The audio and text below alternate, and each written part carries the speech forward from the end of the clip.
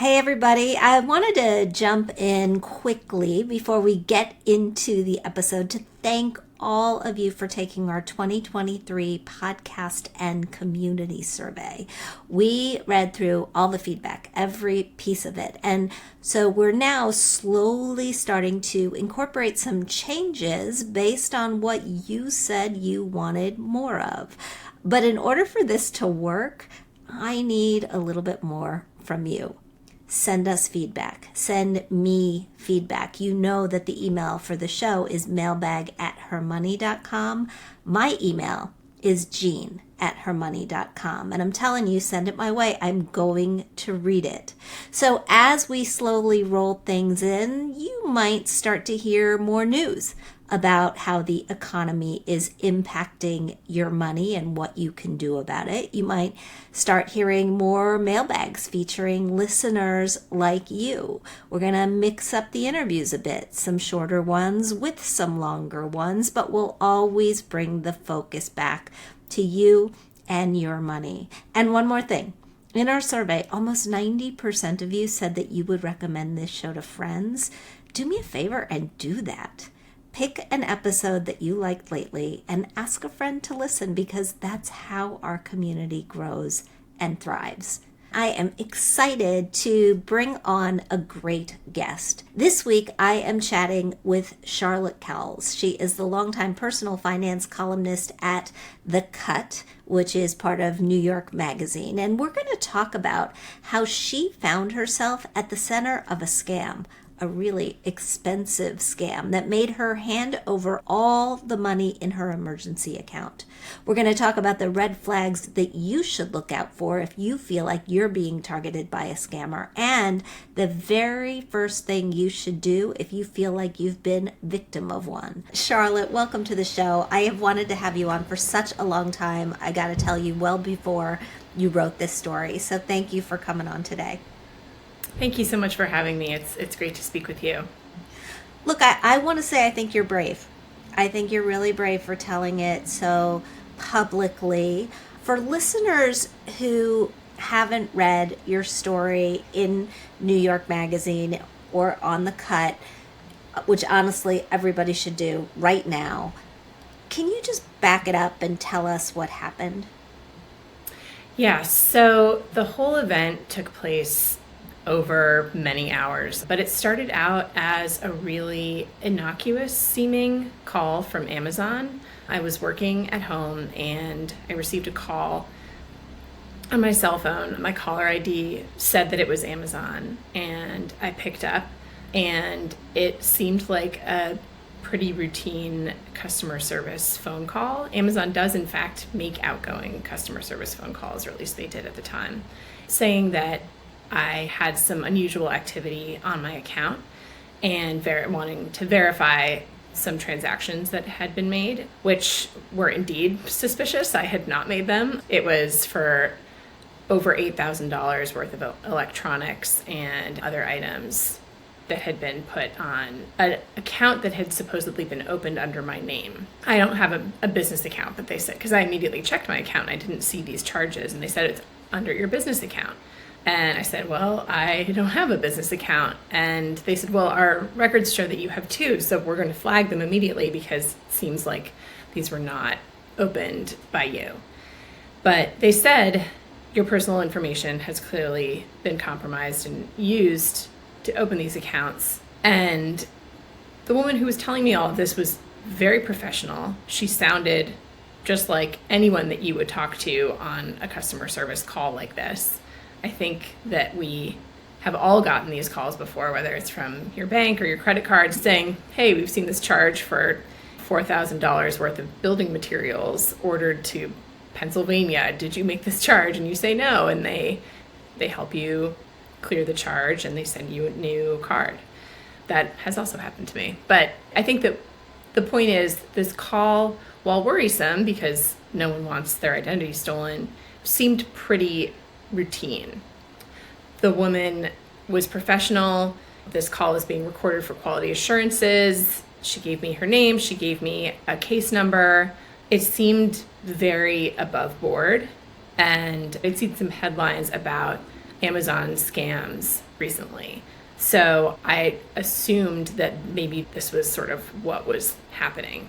I mentioned this. I was like, yeah, I've heard that you guys have been having some issues with this lately. She said, yeah, and that they were actually working with someone directly at the Federal Trade Commission, the FTC, to investigate these identity theft instances because they had been becoming so prevalent. So she asked if it would be okay with me if she connected me to their liaison as part of their investigation.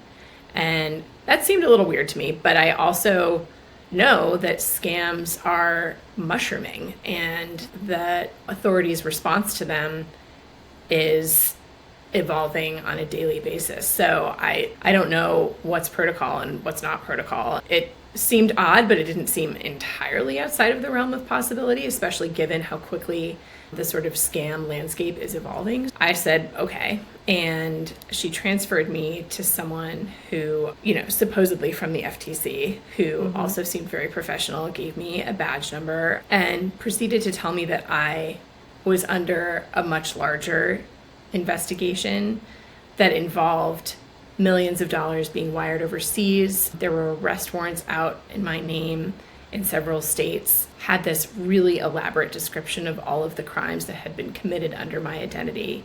Oh. Most importantly, he knew my social security number, the names of my family members, and where I lived, and he told me that we were in danger. That made it pretty hard to hang up the phone.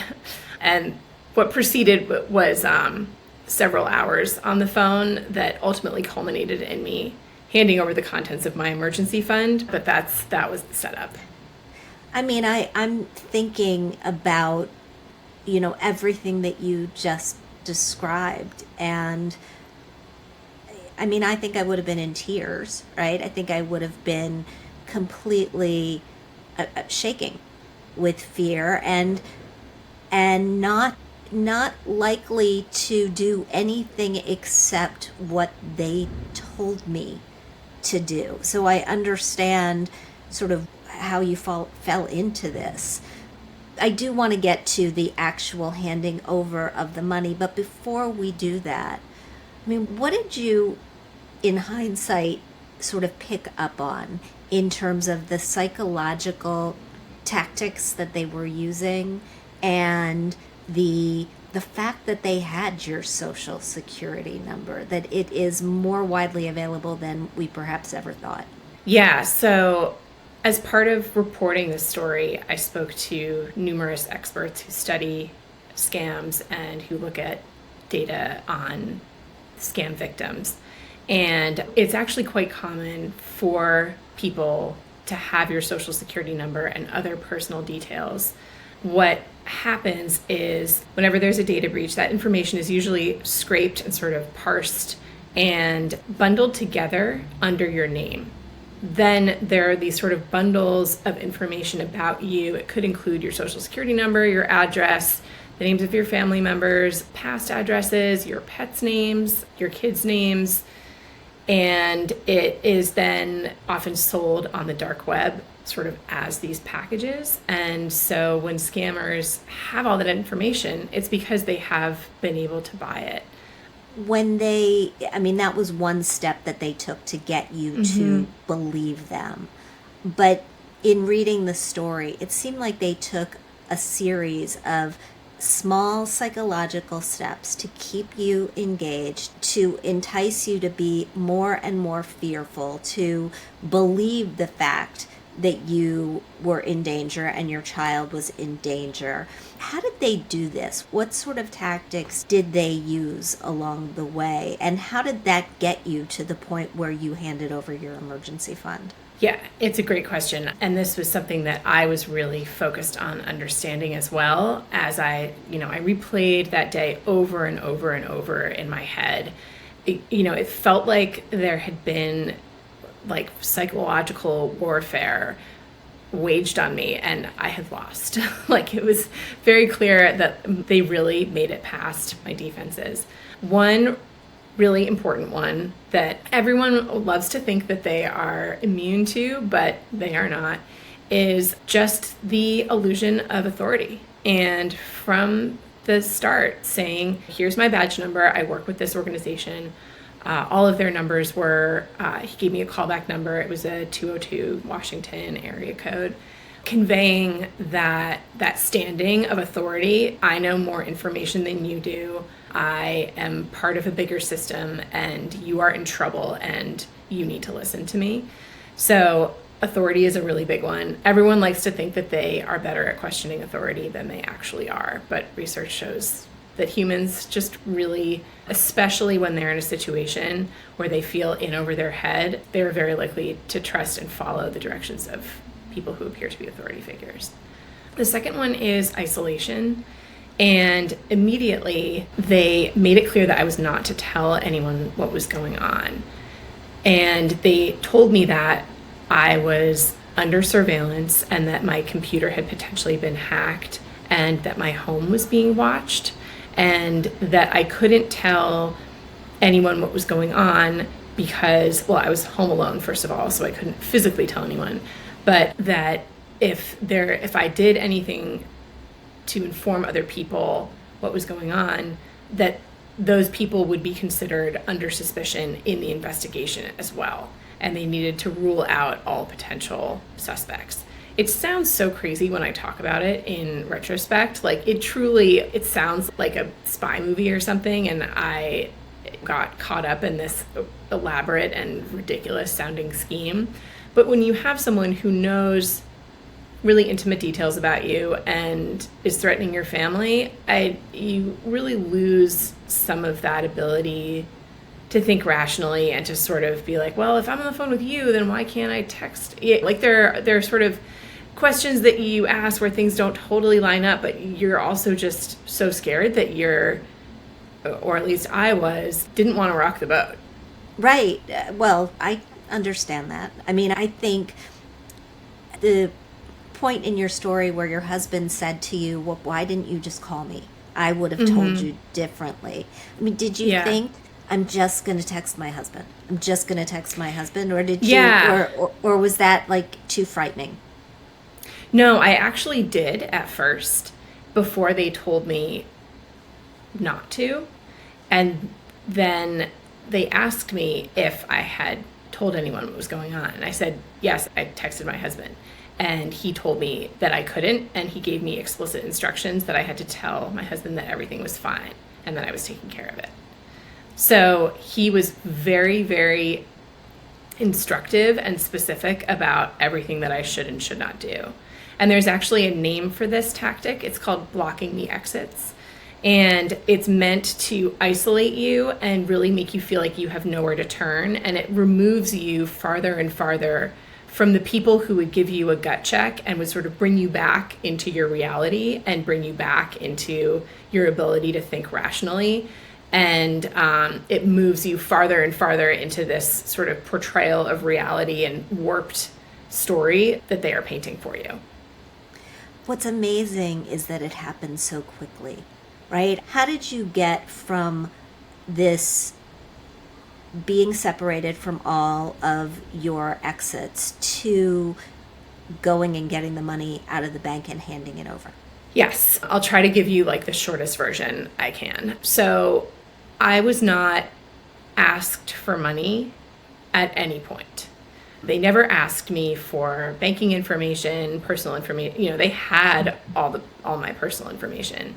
But what they told me was that in order to catch the people who had assumed my identity and were using it to carry out crimes, they were going to need to freeze all my assets and shut down my social security number.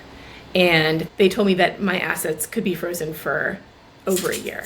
And so they told me that in order for me to protect my assets or have some savings during that time, that I would need to go to the bank and get it out in cash while I was on the phone with them and bring it home so that I would have it secured and it wouldn't be frozen as part of their investigation. Which sounds crazy and implausible. And I was like, that sounds nuts. There's got to be a better way to do this. And they were like, this is the protocol. Either your assets are going to be frozen and you can't access them at all, or you can go and get cash out now and you will have that money. That will be the money that you have access to. At this point, there was no mention of the fact that I would need to give this money to anyone.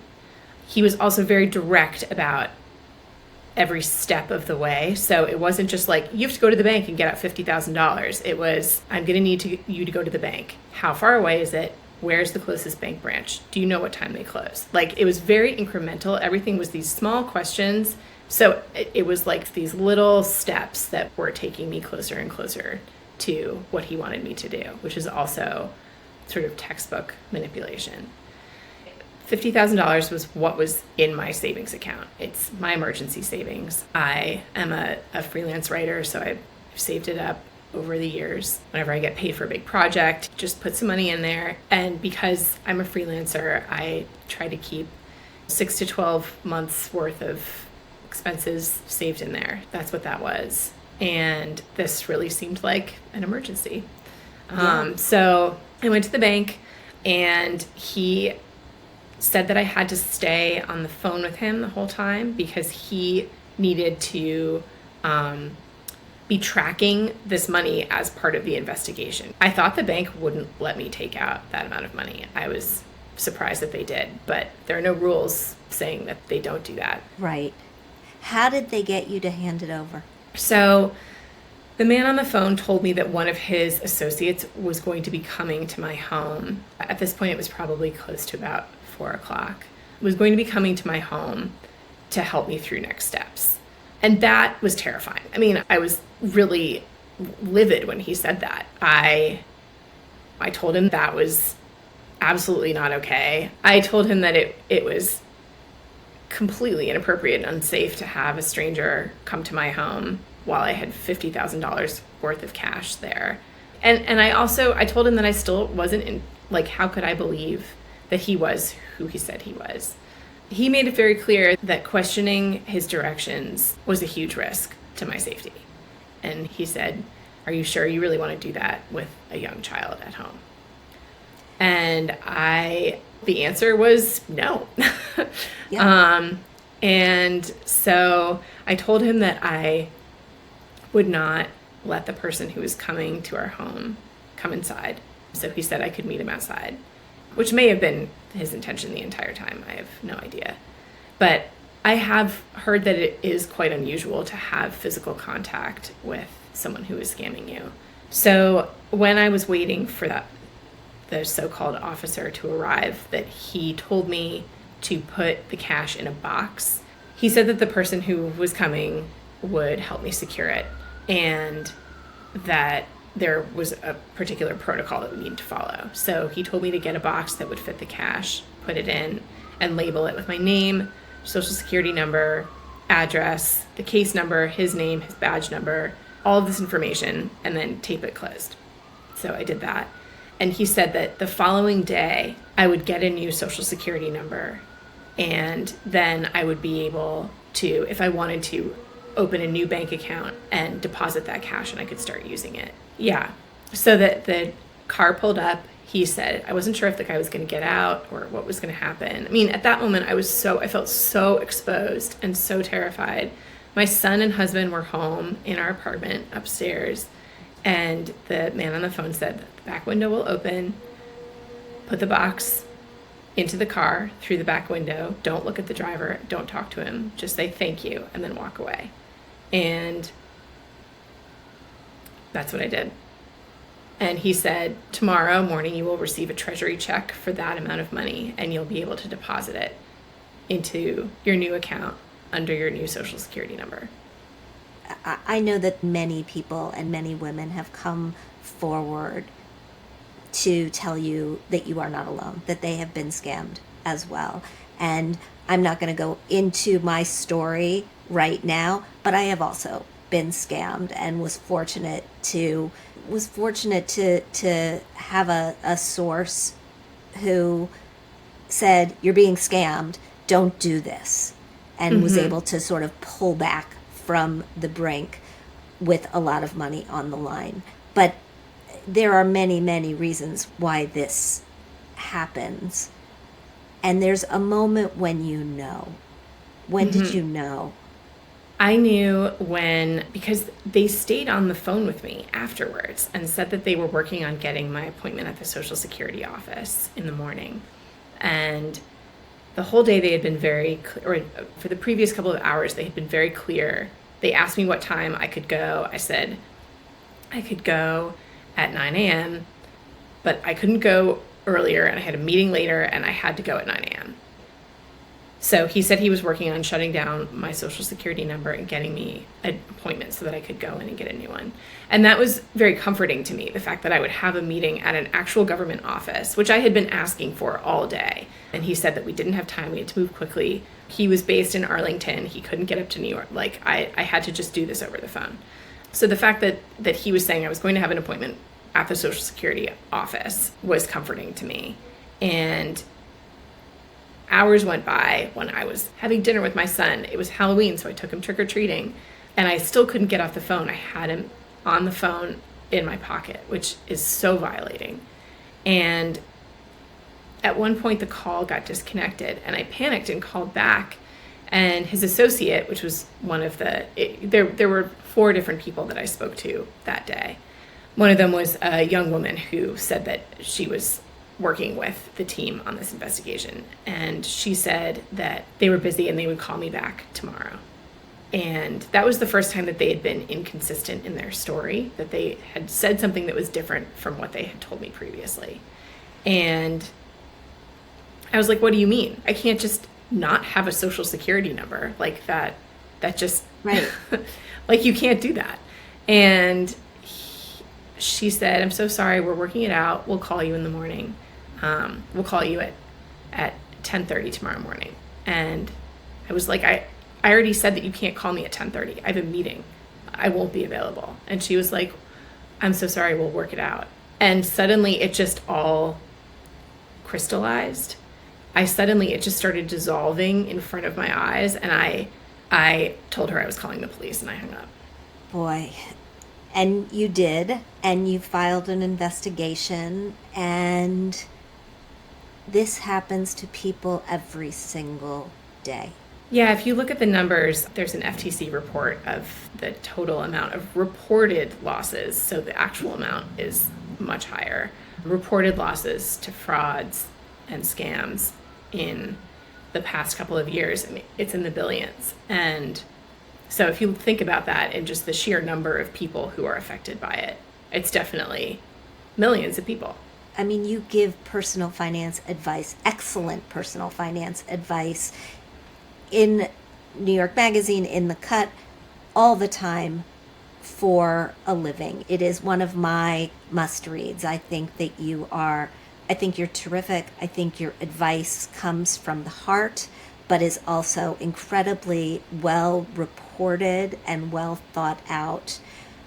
I would love to know your advice for our listeners, what to do the next time this happens to them, because it isn't an if, it's absolutely a when. Yeah, I think it's really easy to think that you would spot a scam as it's happening or that you're immune. And I think one of the biggest things that's important to remember is you can't really prepare for how you're going to react when someone threatens your family or finds that vulnerability or that weak point that you have.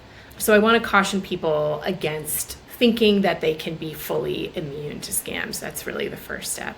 I don't think that what happened to me could happen to anybody, but I do think that there is a scam out there for everybody. And everyone has at least one vulnerability that can be exploited, unfortunately. There was a study that was done looking at people who were targeted by scammers and the difference between those who lost money in the scam and the difference between those who merely remained targets and managed to get out of the scam before they lost money.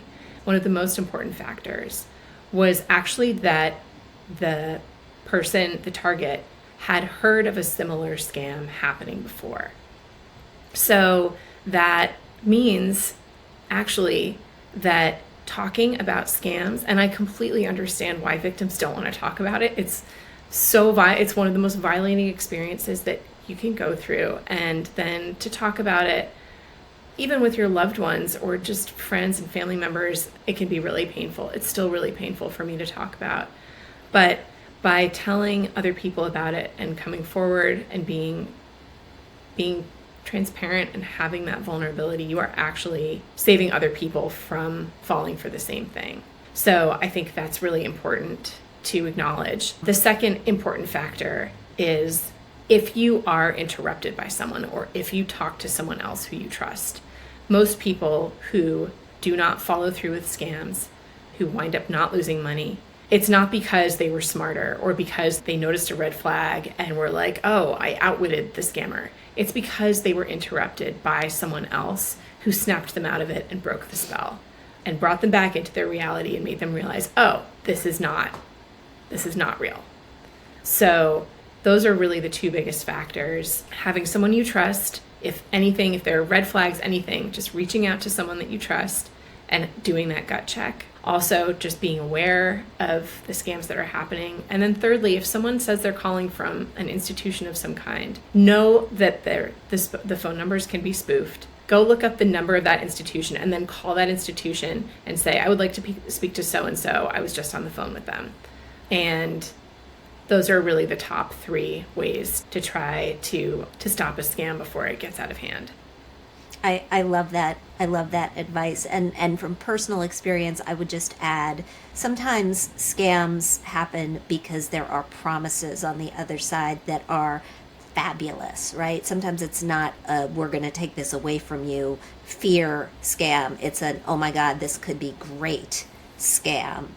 And if you at any point in your gut start to believe that it is too good to be true, or it could potentially not be true, it's not true, right? And just allow that voice in your head intuition to come through. Yes, that. Allow it to come through loud and clear. Well, I think you have done the public an incredible service. Thank you for being here to talk about something that makes you uncomfortable and that you'd rather not talk about. I appreciate it. My listeners definitely appreciate it. And you have an open invitation to come back and talk about some project that you want to plug because you love it so much. Oh, thank you. Thank you so much for having me. This has been really nice, and I appreciate your thoughtful questions.